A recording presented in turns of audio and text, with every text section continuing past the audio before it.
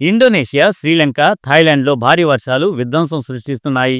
వరదలు, కొండచర్యలు విరుగుపడి ఇండోనేషియాలో 440 మంది, శ్రీలంకలో 200 మంది, థాయిలాండ్లో 170 మంది చనిపోయారు. వందల సంఖ్యలో గల్లంతయ్యారు. వేలాది ఇళ్లు, రోడ్లు కొట్టుకుపోయాయి. రవాణా, కమ్యూనికేషన్ వ్యవస్థలు పూర్తిగా దెబ్బతిన్నాయి. థాయిలాండ్లో 30 లక్షల మంది, ఇండోనేషియాలో 11 లక్షల మంది, శ్రీలంకలో 5 లక్షల మంది ప్రభావితమయ్యారు.